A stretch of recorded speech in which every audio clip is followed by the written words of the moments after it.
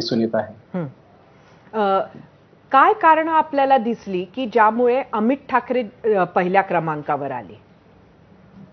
नाही, याच्यामध्ये जो आता उमेदवारी देण्यावरून किंवा जे माघारी सरवणकरांच्या बाबतीत जे घटना घडली त्याच्यामध्ये कसं जे आता पहिल्यांदाच आम्ही राजकारणात पदार्पण करत आहेत आणि लोकांच्या मते की नवीन युवकांना संधी दिली पाहिजे, म्हणजे कोणत्याही पक्षाने नवीन युवकांना संधी दिली पाहिजे, नव्या व्यक्तींनी राजकारणात आलं पाहिजे असं बहुतांश मत काही मतदारांनी व्यक्त केलं आणि त्या अशा स्वरूपाची पाठिंबा जास्त मतदारांनी दर्शवल्याचं जरा दिसून आलं त्याच्यामध्ये इतर उमेदवारांच्या तुलनेमध्ये.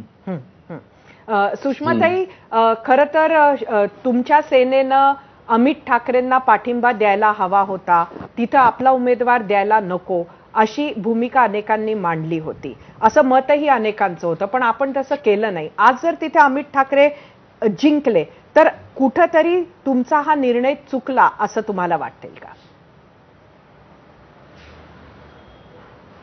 अजिबात वाटत नाही असं आम्हाला.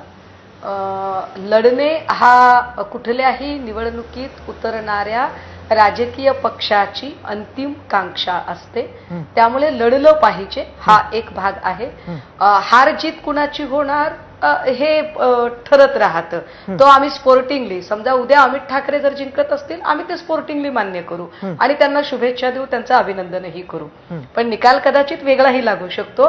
परंतु आपण जे म्हणताय की बाबा निर्णय तुमचा चुकला असं नाही का वाटणार, तर तसं अजिबात वाटणार नाही.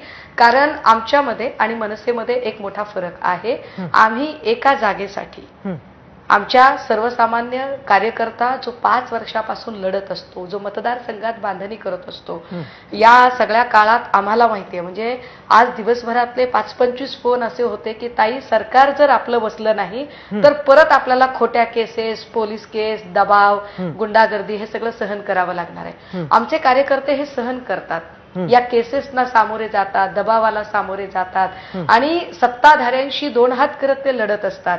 त्यामुळे त्या कार्यकर्त्यावर अन्याय करायचा आणि तिथे म्हणजे महाभारतात जे सांगितलं गेलं की समोर कुणीही असलं तरी लढलंच पाहिजे, लढणं गरजेचं आहे. तर त्यामुळे ते लढणं फार क्रमप्राप्त आहे.